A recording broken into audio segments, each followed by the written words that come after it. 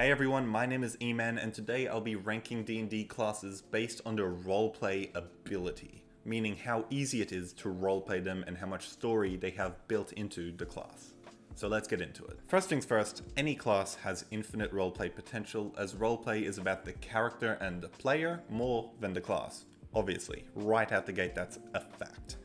But some classes have built-in stories or mechanics or something about them that makes them easier to roleplay.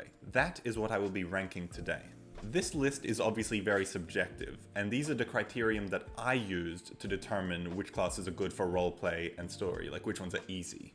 So here they are. One is built-in backstory, which is how much backstory is already in the class when you grab it straight out the box, you choose, whatever, a monk, you know that you trained at a monastery. That's some built-in backstory. And the second one is character-defining abilities, which are abilities that allow you to really slip into a character, and the abilities that are granted by the class make playing that character easier. That was kind of confusing, but an example is like the rogue. Expertise in stealth and sneak attack make it very easy to play a rogue and roleplay as them because you're good at it and it really complements what it is meant to be.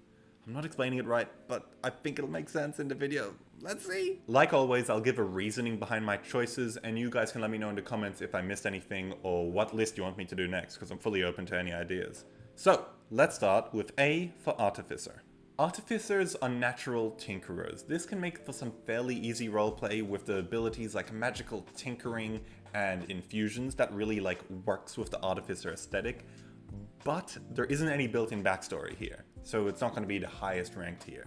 I'm going to give them a solid B, because the magical tinkering and infusions and their spell list really works for them, but their backstory isn't built into the class, which makes it a bit harder to roleplay out of the box. Next up are Barbarians. Now, Barbarians can be very easy to roleplay because getting into a rage and being angry is very easy to do and very easy to act. But it can result in kind of one-note roleplay, and there is no built-in backstory with the Barbarian, except for it being a primal anger. That doesn't mean anything. So they're alright. I actually think the Artificer is better because of the unique abilities that aren't just in combat, that allow you to get into the roleplay a bit more. So I'm going to rank them as a C tier. But not bad. Not bad, could definitely do worse. Next up is Bards. Now Bards, despite being very charismatic, don't actually have that much built-in roleplay in them, to be honest. There's no backstory built in necessarily, no thing you have to have gone through, and there's so many ways that you can take them, and they're so general that it kind of makes it hard to roleplay because you're so good at everything. There's nothing you can specify. Being a jack of all trades is a hard character to roleplay, relatively, in my opinion anyways. So I'm actually going to rank them C tier as well. I think Artificers are still the one to beat here. I think they're worse than the Barbarians, because the Barbarians gives you a clear direction. The Bard, you have to inspire people. That's around all the direction you get. It doesn't even have to be musical. And being musical is also hard to roleplay. Easy if you're musical, hard if you're anyone else. So they are a solid C tier. Next up is Clerics. Now, devoting yourself to a cause and a god is something that everyone in the world has at least experienced, either from seeing it in TV and movies, seeing it in person, being part of it. Most people know what that is and can therefore relate to that roleplay very easily. They know what to do. And it's a built-in story, and it's where your powers come from. So it has direction, the powers correlate with that, all of the spells are very cleric-y and healing, and my god will help you kind of thing. It's very easy to roleplay. So I think I'm actually going to rank them S tier. I think they are very easy to roleplay straight out of the box. Druids are similar to clerics in a way that the idea of saving the earth and being a naturalist is something that most people have experienced to some degree. So because of this, you can kind of slip into that roleplay and those arguments fairly easily, especially when they are the correct arguments to be making in today and age. Doesn't matter, but they are easy to roleplay because of that. The abilities are very well flavored to be a naturey person, and you can really just get in the groove of it. I don't think that they're the best. I think that they are a B tier. I don't even think they're A tier, but I do think that they are above the C tier ones, and top of B, I would say. Above Artificer, where I put it. Next up is Fighters, which gives you absolutely nothing to go off. You can fight. That's like, you have attacks, so do Barbarians and paladins and everything. Like, there's nothing specific about the class that's really a character-defining characteristic. Other than attacking a lot, monks have that more. Monks have a built-in backstory. Fighters have no built-in backstory. Fighters are simply... they have the least built-in roleplay. Playing a human or elf fighter is like it's like a meme, you know? So there's a reason for that. It's because fighters are very basic out of the box. You have to add your own flavor to that. That isn't to say that you can't roleplay them well. Jake Hurwitz has made 3 awesome characters out of fighters. It's all about, you know, the character. But the class by itself doesn't give you a lot to work with. Next up is monks. Monks are plentiful everywhere that the fighter isn't, as I touched on before. There's a built-in backstory with having to train at a monastery or train in some spiritual sense normally. And there is also the unarmed fighting. You know, you can punch people, martial artists. There's lots of built-in ways to really bring out roleplay in people within the monk that the fighter is lacking, in my opinion. I actually think monks are one of the better ones we've seen so far. I think that I could put them in A tier because their abilities really match, and training at a monastery, kung fu, yada yada, martial arts, it's like there's something there that most people can latch onto and roleplay fairly easily. So I'm going to give them an A tier. Paladins gain strength from their devotion to a cause. Now this instantly makes them very easy to roleplay, as you know where the power is coming from. It's coming from your motivation, and you kind of have to think of that and what your cause is before you even make the character. So you go in really wanting to achieve something or devoting yourself to a cause, which therefore makes it easier to roleplay. They are very good. I think that they are A tier. Are they behind or ahead of the monk? I want to put them behind for now. I think that's subject to change. I'll just think about it. I think I just like monks more, so I'm biased. I'll get back to you. Rangers are actually going to rank fairly highly on this list, which is unusual because, you know, Rangers are meh.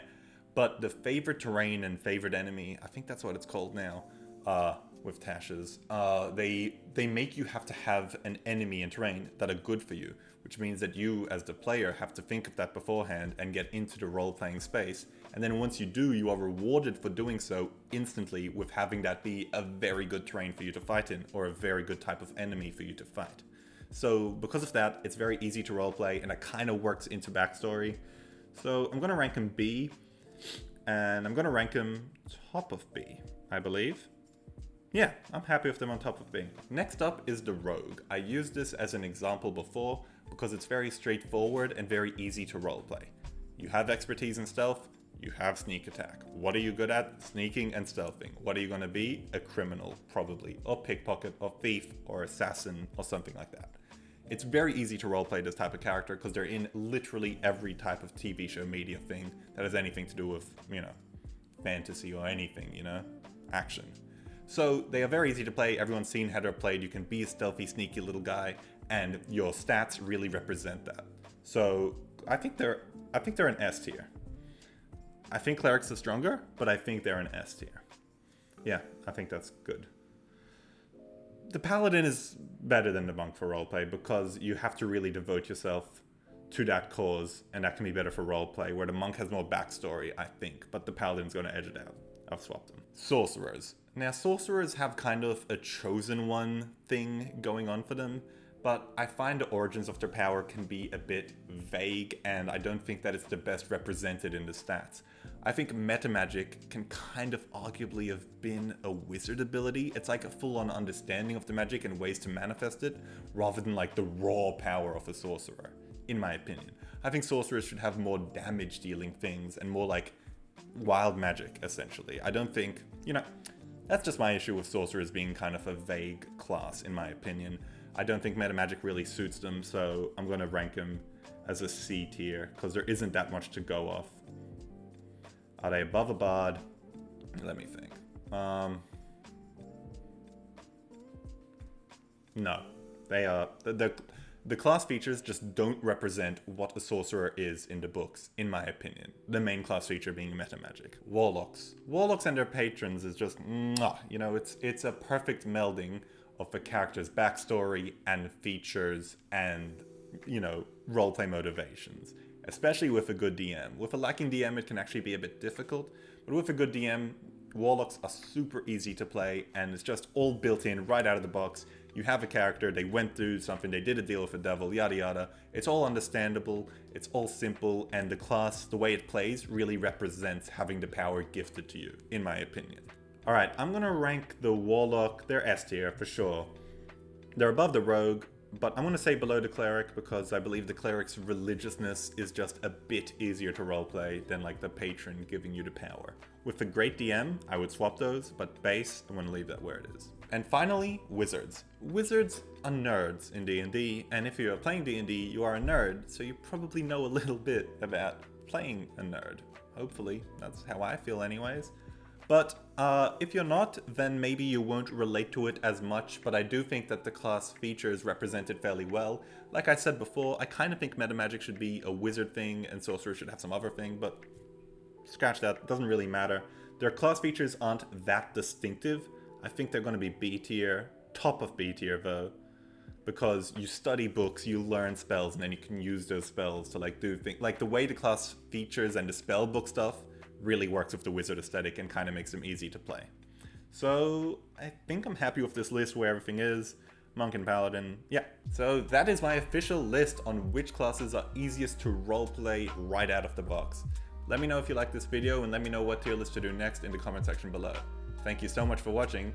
Bye!